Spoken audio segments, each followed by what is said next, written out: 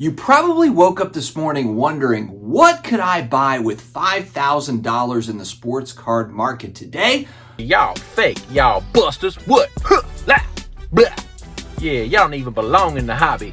Y'all don't even really have your own PC. Well, we are going to tell you, my friends, I have done the heavy lifting for you. In this video, you will learn how not to travel.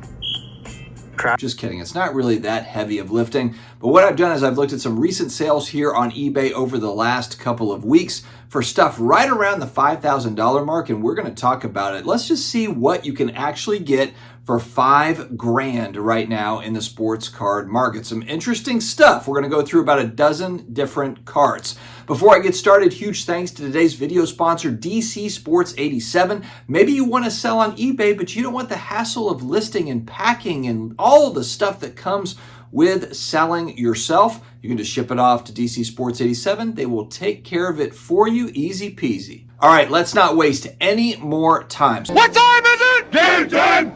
So what I did is I looked over the last couple of weeks. Some are buy it nows, most though were auctions, and I did look to see, hey, are any of these auctions looking kind of weird? Is there any shill bidding, potential like obvious stuff? And I did find there was not any kind of zero bidder type stuff going on. So hopefully look to be somewhat potentially legit. That's what I'll say on that. All right, first, 2009 Topps Steph Curry PSA certified authentic autograph 10. It's authentic card with a 10 auto, but the best part, it's inscribed baby-faced assassin. Obviously the nickname for Steph Curry. I remember going back in time watching the kid at Davidson and thinking he is pretty good, but not thinking that he was going to be that good in the NBA, the all-time three-point leader and really one of the all-time greats at this point. And this card, a popular card in general, but again, when you've got the inscription and everything, $4,850. A pretty plain card for what it is, but the autograph really makes the whole thing go. Next up, 2018 Bowman Best Green Refractor Shohei Ohtani on-card rookie, numbered to 99. This one makes me a little bit nervous because it's a raw card that sold for $4,900. And I understand you've got eBay authenticity to check this thing out, but I would be sweating bullets buying a card for 5 G's on eBay and just hoping that there's not any sort of an issue with it. Of course, you're probably going to send it out for grading, but $4,900 raw for a numbered auto for Shohei Ohtani. Next up, we've got 2020 No Huddle Gold Prism Justin Herbert out of 10. So not the true gold, but the No Huddle Gold out of 10. It is an 8.5 card grade with a 10 auto grade, sold for $4,900 here over the last couple weeks. I think there's probably a lot of excitement about Harbaugh coming to the Chargers. Okay, now the Chargers have real coaching, and Herbert, who is already skilled, already talented, is going to get over the hump. I think that's what a lot of the Herbert folks are thinking, and maybe people buying into Herbert now.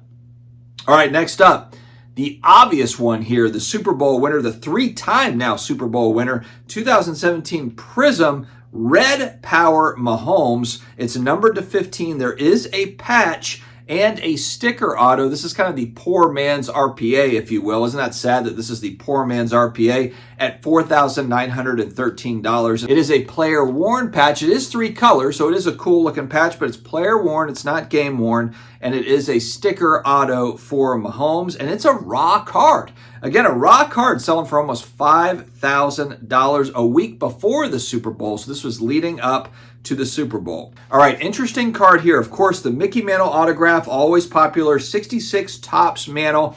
It's a PSA 2.5 as far as the card goes, but it's got an auto 10 grade, and it's sold for $4,500, man. Mickey Mantle autographs, people do not play around with this stuff. Talk about serious money. It's a 66 Topps. We're not talking about a 50s Mantle card here. Next up, 1951 Bowman. Will stay on the Mantle train, and this one really makes me sweat. It's the 51 Bowman Mantle rookie card. It's got nice centering when I'm looking at it. It's got 2 pretty good sized creases. $4,600. It's a raw copy as well. So, man, you don't really know what exactly is going on. Again, I'd be sweating buying vintage cards raw, especially one for $5,000 on the Bay. Makes me a little bit nervous, makes me feel a little bit tingly. I don't know how I feel about that. I don't think I would have the guts to be able to pull off a price tag like that. But like I said, the centering on that card, which a lot of vintage collectors are really prioritizing, especially nowadays, the creases are no joke. You look at that card and the creases are, I mean, pretty bad, but the centering on that card is very good. So somebody obviously prioritized centering. This one is a little bit of a head scratcher to me, just only because I don't know if there's something special about this card in particular. 72 Topps Nolan Ryan. Now, it's a PSA 9, so I'm sure that's probably a big part of the price tag, but a PSA 9 sold for $4,900. 41 bids on this thing, and again, maybe it was shilled, but I didn't see anything that was obvious in there. There was no 0 bidders or 1 feedback bidders or anything like that. $4,900. Again, it is a mint copy from 1972 Topps. Is that a short print or something? Is there something that I'm missing there that would kick up the price of that card? Because obviously not a rookie card. What is that, the 4th, 5th year card for Nolan Ryan? Cool looking card, and is it just you're paying that premium for the higher grade? Vintage card collectors, please let me know. Next up, we've got the 2022 Prism Silver Autograph Brock Purdy, BGS 10, Auto 10, 10s all around, $4,600, man. And I'm thinking that these people might wish that they had waited to buy this card. Oh, Brock Purdy, almost a Super Bowl champion, almost, but not quite. The second half, 3 and outs, just could not get over the hump against that Chiefs defense. And this is a big buy. I mean, almost $5,000 for a Brock Purdy card. I get it's autographed, I get it's a BGS 10, but man, I have to believe that since the Super Bowl, that card is probably, I'm guessing here a little bit, coming down in price. Let's switch over to basketball. 2003-2004 Upper Deck Triple Dimensions Reflections Gold LeBron James out of 50. This is the rookie year for him. A BGS 9. It's not autographed or anything. It's just a numbered out of 50 insert, I believe this is. Numbered out of 50 for $4,728, almost $5,000. Again, it is a rookie year card, but it doesn't have a patch or an auto on it, going for a huge price tag. All right, we're going to go back one more time to Brock Purdy, 2022 Hyper Prism, numbered to 175. The black label pristine BGS 10, all 10s, almost $5,000.